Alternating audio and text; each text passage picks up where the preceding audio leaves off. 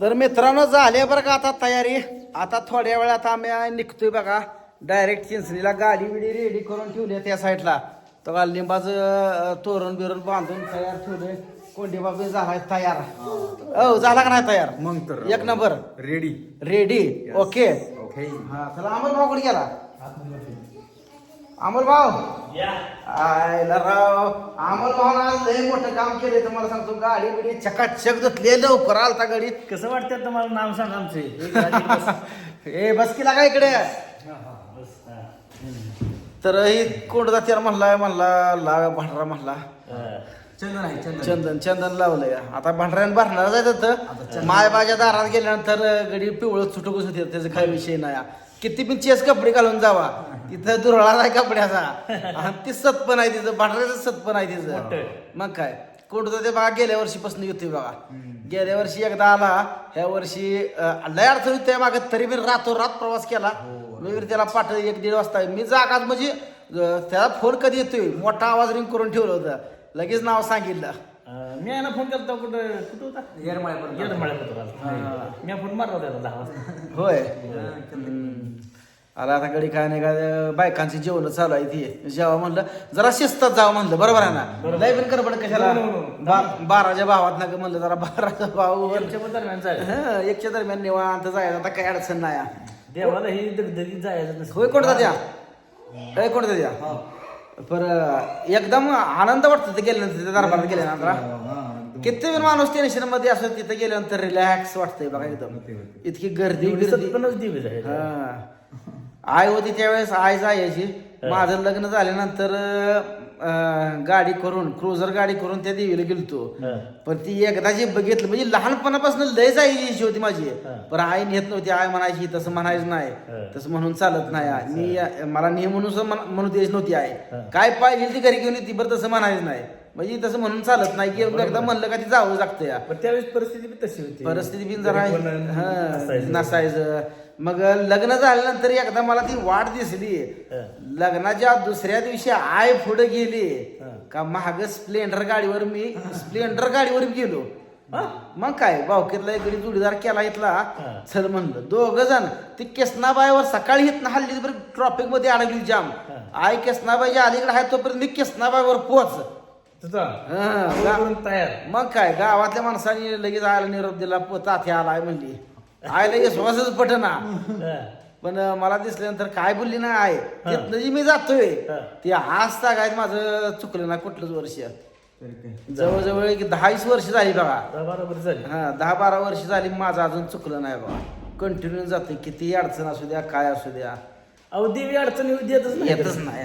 Main मुद्दा कुठल्याही संकटात नाही ती बाहेर काढून तर पोच. तिथं नाही ना प्रवास. पण त्याचा कसा नियम आहे त्या देवीचा एकदा गेलं का 4 वर्ष जावं लागतं. 4 वर्ष कंटिन्यू त्याला खोट वाटतंय. 4 वर्ष कंटिन्यू जावं लागतं. मग काय औषध पण आपल्या देवी तात्यानं का अडकवलंय ते हे कानातलं आईच्या गावात बोलतं. बिल्टन घालते कानात काय बी ना. ब्लूटूथ काय गळ्यात अडकून टेलर कामागत लागा दिसतोय लावतो. मग ही गळ्यात कुराडी आहे कुराडी. कुऱ्हाडी बाळूमामा. बळवण्याची कुराडी तिच्या नाही पाहिजे त्याच गळ्यात कुऱ्हाडी पाहिजे त्याच का त्याशिवाय शिवून दिसत नाही. आमची वेळ बोलती रात्री इष्ट चोकल्या होत्या का तू? ते काय झालं अडचण आली जर यायला. मलाच माहित नव्हतं येणं होते का नाही. मग काय झालं संभाजीनगर ती पंढरपूर एसटी होती. मग गेवरामध्ये उतरलो. गेवरामध्ये उतरलो 15-20 मिनिटात तर पंढरपूर गाडी लागली. डायरेक्ट पंढरपूर गेवरामध्ये डायरेक्ट पंढरपूरला झालो. कुरडवाडीत गाड्यात आला का फोन केला कुरडवाडीत आलोय. मग मी तू कुरडवाडीत तू गेला तिथलं. मग काय त्या बाबुळगाव मध्ये आलंय. आडीव होता ना. आडीव पैसे आलो मी पंढरपूर स्टँडवर पोहोचलो. म्हणजे मला अंदाज कुरडवाडीपर्यंत असलं का माणूस येत थोडा उशीर होतो. आणि एकटा होतो रात्रीचा अंदाज म्हणलं दमान गेलो आपलं. पंढरपूर तिकडे सोय नाही ना. आमच्याकडे यायचं म्हणलं का रात्री एसट्या पंढरपुरात नाही. लास्ट ज्या एसटी 12ला का 10ला आहे ना. शेवट 11-11:30. 11-11:30 तेवढीच. पुन्हा नाही एसटी. मग आता तात्या एवढ्या लांब नाही यायचं त्याच्या आईला ना. आपण तात्याला तसं झोप म्हणत शोभते का सांगा. नाही तात्याला कधी अडचणी दिली नाही. अडचण तर नाही येऊन दिली. आणि तात्या बिन आपल्याला कधी अडचण येत नाही. मध्ये बीडला गेलो तुझ्या गड्यान रोम बेम करून सगळं ओके. घरी जरा अडचण होती बरं. रूम बिम करून सगळी सोय केली ती गाड्याला. पैसे किती झाले हीच मी गाड्या सांगितलं नाही रूमचं.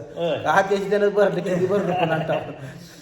त्याचा स्वभाव एक नंबर आहे. नाही पाहिजे ती अशी माणसं पाहिजे ती पावलं पावली अशी माणसं तयार झाली पाहिजे ती. बरोबर आहे ना. कुठल्या पण गावात तिथं माणूस पाहिजे म्हणजे अडचण येत नाही काय नाही जाय. करोडो रुपयाची इस्टेट जरी असली तर 1 रुपयाही संघ घेऊ जात नाही. लय बेकार आहे.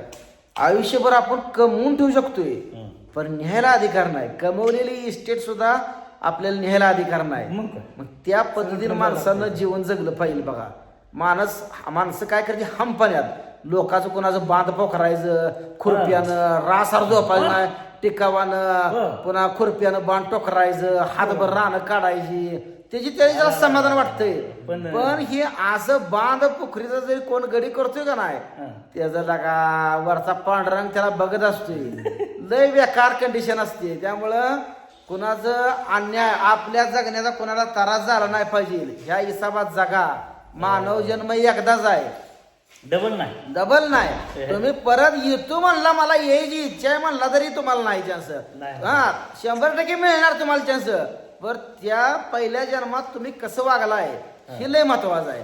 पहिल्या जन्मात तर तुम्ही लोकांचं ह्याच्या चाड्या त्याला आणि त्याच्या चाड्या ह्याला असं घरातल्या घरात कोणाची घरं फोडायची असली भांडणं जर लावून दिली आणि बांध बोकारणारी अवलाद तर कधीच सुखी राहत नाही. कधीच सुखी ते नाही.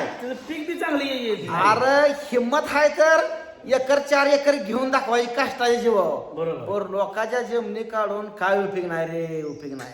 लय महाभारत आहेत असं. बरं आजपर्यंत असं घडलं की बांध पोकारणं कधी सुधरत पण नाही कधी सुद्धा. त्यामुळं मी जे बोलतोय तर थोडं कडू आहे पण समजून घ्या. कडू पण सत्य आहे. आणि सत्य आहे. आणि जी कडू कोणाला वाटणार आहे जी खरंच तसा गाडी रातभर झोपत नाही रातभर त्या बायकात सारखा खुरप्याला टुरो टुरो कुरो कुरो पुकरून माती साईडात रानात बुडून घेत असेल का त्याला ही कडू लागत असणार आहे 100%. पण असली वासना माणसाने कधीच वासनाही नसाने माणसं आजकाल काय करते ती एकामेकात चांगलं चाललेलं सुद्धा बघवत नाही. शी कसा पुढे जातो ह्याला कसा अडवायचा करते का तो बांधतो कोणाला करतील का. आमच्याकडं आमचंच बांधतो करतात लोक. हे असं आहे बघा तात्यावर गेलं अन्याय खरेदी. बरं तात्याने आम्हाला टिळ लावल्या तर कसं कमेंट मध्ये सांगा. इकडे जरा दुसरी शो आमचा चेहरा शो त्यानं करून ठेवला 1 नंबर बघा. माझा टिळावर वाकडा लावला तात्यानं व्हायचा. वाकडा लावलाय व्हायचा कळलंच नाही लागत काय लागा भाऊजीचा टिळा तेवढा लागा वाकडा लावायला लागा स्वतःचा लागा करू लावायला नाही. तुम्हाला पण वाटतंय भाऊजी देखना दिसून हे ना कपडा टिळा असल्यामुळे खरा शोभून दिसते. तुम्हाला पुढे व्हिडिओ मध्ये आमचा भंडारा कसा कपडा दिसतो ते सांगा. भांडारात दिसणार आहे. आणि आता अपडेट बघत राहा. एक वेळ काय होणार आहे चिंचणी मायकात गेल्या नेटवर्क येत नाही त्यामुळे जरा व्हिडिओ आमचं मागे मोरू होते नेटवर्क येत नाही तिथं. पण किसनाबाईवर जाऊ नेटवर्क आहे आम्हाला तिथवर जाऊ तर आम्ही अपडेट देत जातो. या लोकसंख्या तेवढी अफाट लोकसंख्या आहे त्यामुळं चिंचणी मायकात नेटवर्कचा प्रॉब्लेम आहे. तर कारंड्या लाडीचे चांगले शिगू बिरूचे चांगले पाचिड्याचे चांगले कृष्णाबाईचे चांगले दूध नाहीचे चांगले फक्त मला या मग चिंचणीला सगळी जण